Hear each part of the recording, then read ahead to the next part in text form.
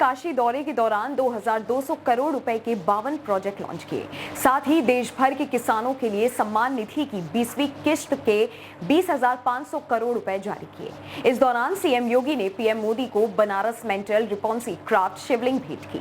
हालांकि पीएम मोदी सावन के महीने में काशी पहुंचकर भी बाबा विश्वनाथ के दर्शन नहीं कर पाए। पब्लिक को परेशानी से बचाने के लिए सभा स्थल से ही मोदी ने बाबा विश्वनाथ को नमन कर लिया। इस दौरान पीएम मोदी ने कहा, मैंने बेटियों के सिंदूर का बदला लेने के लिए जो वचन दिया था वो पूरा हो गया। ये महादेव के आशीर्वाद से ही पूरा हुआ। साथ ही कांग्रेस और सपा पर निशाना भी साधा। उधर बिहार में एसआईआर को लेकर घमासान जारी है। तेजस्वी यादव पहले आरोप लगाते हैं, मेरा वोट आयोग ने काट दिया, अब मैं कैसे चुनाव लड़ूंगा। चुनाव आयोग उसके बाद जवाब देता है, बताता है उनका नाम वोटर लिस्ट से गया, जिस पर एक बार फिर वार करते हुए तेजस्वी कहते हैं, मेरा EPIC नंबर बदल दिया गया। ऐसे पता नहीं कितने लोगों का बदला गया होगा। तेजस्वी के इन आरोपों पर डीएम का दावा है कि तेजस्वी यादव का EPIC नंबर, जो वोटर ID कार्ड का नंबर होता है, वो नहीं बदला गया है। जबकि जीतन राम मांझी ने तेजस्वी पर SIR को बदनाम करने का आरोप लगाया। उधर लोकसभा में नेता विपक्ष राहुल गांधी ने पूर्व वित्त मंत्री अरुण जेटली पर उन्हें धमकाने के आरोप लगाए हैं। उन्होंने कहा, जब मैं कृषि कानून का विरोध कर रहा था तो नरेंद्र मोदी ने अरुण जेटली को मुझे धमकाने के लिए भेजा था, जिसके जवाब में अरुण जेटली के बेटे रोहन जेटली ने लिखा कि राहुल गांधी अब दावा कर रहे हैं कि मेरे दिवंगत पिता अरुण जेटली ने उन्हें कृषि कानूनों को लेकर धमकाया था। मैं उन्हें याद दिला दूं कि मेरे पिता का निधन 2019 में हो गया था। कृषि कानून 2020 में लागू हुए थे। जेडीएस के पूर्व सांसद प्रज्वल रेवन्ना को कोर्ट ने दोषी ठहराया है। उम्र कैद की सजा सुनाई है। फूट फूट कर प्रज्वल रेवन्ना सजा सुनते ही रोने लगा। सजा न सुनाने की गुहार लगाने लगा। प्रज्वल रेवन्ना के खिलाफ दर्ज बलात्कार के मामले में एक सबूत के रूप में साड़ी को कोर्ट में पेश किया गया। आरोप पूर्व सांसद ने घरेलू सहायिका मेड के साथ एक नहीं बल्कि बलात्कार किया। पीड़िता ने घटना का वीडियो भी रिकॉर्ड किया और उसके पास वो साड़ी भी मौजूद थी, जिसे उसने सबूत के तौर पर संभाल कर रखा था। जांच में उस साड़ी पर स्पर्म के निशान पाए गए, जिससे ये मामला और भी मजबूत हो गया। अदालत में इस साड़ी को निर्णायक सबूत के रूप में पेश किया गया। दरअसल पिछले साल प्रज्वल रेवन्ना का नाम कर्नाटक सेक्स स्कैंडल में सामने आने के बाद चर्चा में आया था। प्रज्वल रेवन्ना पर 50 से ज्यादा महिलाओं से यौन उत्पीड़न का आरोप है। पिछले साल रेवन्ना के सोशल मीडिया पर करीब 2000 से ज्यादा अश्लील वीडियो क्लिप वायरल होने की बात सामने आई थी। साल 2024 के लोकसभा चुनाव में रेवन्ना ने कर्नाटक के हासन लोकसभा सीट पर दूसरी बार चुनाव लड़ा था, लेकिन वो अपनी सांसदी नहीं बचा सका। उसके खिलाफ दर्ज मामलों के बाद पार्टी ने प्रज्वल रेवन्ना को निलंबित कर दिया। स्वामी प्रेमानंद महाराज और अनिरुद्धाचार्य के बयान पर विवाद के बाद अब साध्वी ऋतंभरा के एक बयान पर भी सवाल उठ रहे हैं। साध्वी ऋतंभरा ने लड़कियों को लेकर की अपनी विवादित टिप्पणी में कहा है कि इन दिनों हिंदू लड़कियां बिना कपड़े पहने ही पैसे कमा रही हैं, गंदे ठुमके लगाकर पैसे कमाए जा रहे हैं। एक मीडिया हाउस से बातचीत करते हुए साध्वी ऋतंभरा कहती हैं कि महिलाओं पर ही केवल टिप्पणी की जा रही है। इस सवाल पर साध्वी ऋतंभरा ने कहा कि ऐसा नहीं है, हम लोग महिलाओं से आशा रख रहे हैं। अनुशासित होना शासित होना नहीं होता।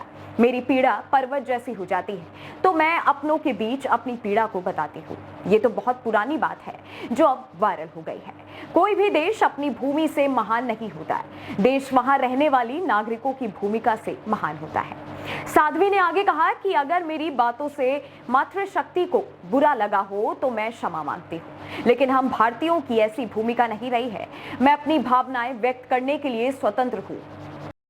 इधर यूपी के बिजनौर से एक नया वीडियो सामने आया है, जहां दबंगई और बदमाशी के लिए कुख्यात तालिब और खालिद को पुलिस दबाव में थाने तो ले आती है, लेकिन थाने के अंदर लाकर भी इस तरह से उन दोनों को VIP ट्रीटमेंट देती है कि वहां हंगामा खड़ा हो जाता है। वीडियो देखकर ऐसा लगता है जैसे पुलिस वाले किसी आरोपी को नहीं, किसी रिश्तेदार को पकड़ कर ले गए हो। कोई इसे देख ना ले, इसके लिए थाना कार्यालय का गेट भी बंद कर दिया जाता है। ऐसे आरोप लगाए गए। जब मीडिया के लोग वहां पहुंचे तो अपराधियों की आवभगत में लगे थाने में तैनात पुलिसकर्मी पत्रकारों को बाहर रोक देते हैं। इस दौरान पुलिस पर कथित तौर पर मीडिया कर्मियों के साथ साथ अभद्रता का आरोप भी लगा, क्योंकि उन्होंने इन दबंगों को रिश्तेदारों की तरह ऑफिस में बिठाए जाने पर सवाल उठाए थे और वो कार्रवाई की मांग कर रहे थे। समूचे यूपी में बिजली कर्मियों की हड़ताल और लगातार हो रही बिजली कटौती से लोग परेशान हैं। शनिवार को भारतीय जनता पार्टी के विधायक और पूर्व मंत्री अनिल शर्मा का गुस्सा फूट पड़ा। राष्ट्रीय किसान कामगार मंच के आंदोलन में पहुंचे विधायक खुद धरने पर बैठ गए। अवैध वसूली करने वाले जेई और कर्मचारियों के खिलाफ केस दर्ज कराने का मुद्दा उठाया। उन्होंने कहा कि व्यवस्था में सुधार नहीं हुआ तो आंदोलन और तेज होगा। विधायक अनिल शर्मा ने कहा कि आज ऊर्जा निगम तहसील की हालत सबसे ज्यादा खराब है। यहाँ किसान और मजदूरों का कोई काम नहीं हो रहा है। ऊर्जा निगम के जेई से लेकर अधिकारियों तक के मोबाइल पर कॉल रिसीव नहीं होती है। कोई भी अधिकारी कर्मचारी काम करने के लिए तैयार नहीं है। तहसीलों में भी किसानों का काम नहीं हो पा रहा है। माफिया मुख्तार अंसारी के बेटे अब्बास अंसारी के मदद के आरोप में 2 नए अधिकारियों के नाम सामने आए हैं, जो सैलरी तो सरकार से लेते लेकिन मदद मुख्तार के बेटे की करते थे। न्यूज 18 की रिपोर्ट दावा करती है इस लिस्ट में 2 नाम शामिल हैं। पहले नंबर पर हैं चित्रकूट के एसपी अरुण कुमार, जबकि दूसरे नंबर पर हैं सीओ राजकमल। एडीजे कोर्ट के जज रवि दिवाकर ने अपने फैसले में साफ कहा है इन दोनों ने केस को कमजोर किया। बार बार एक ही गैंगस्टर रिपोर्ट कोर्ट में पेश की गई। ये अब्बास को लाभ पहुंचाते दिखे, जो दंडनीय अपराध है। इन दोनों पर एक्शन के लिए शासन को पत्र लिखे जाने की भी खबर है। तो सवाल है, क्या ये दोनों अधिकारी अब्बास अंसारी के मदद के आरोप में नप जाएंगे? फैसला योगी सरकार को करना है। फिलहाल इस मामले की अब्बास अंसारी के एक नए मामले की सुनवाई भी हाई कोर्ट में चल रही है। मॉनसून ने सावन के महीने में अपना भयंकर रूप दिखाना शुरू कर दिया है। मौसम विभाग का ताजा पूर्वानुमान बताता है कि पूर्वी यूपी से लेकर तराई के जिलों तक आसमान से पानी के साथ साथ बिजली भी कहर बनकर टूट सकती है। मौसम विभाग ने जिन जिलों के लिए भारी से बहुत भारी बारिश का अलर्ट जारी किया है उनमें गोरखपुर, संत कबीर नगर, बस्ती, कुशीनगर, महाराजगंज, सिद्धार्थनगर, बलरामपुर और इनके आसपास के इलाके शामिल हैं। इसके अलावा कई जिलों में हल्की बारिश भी हो सकती है।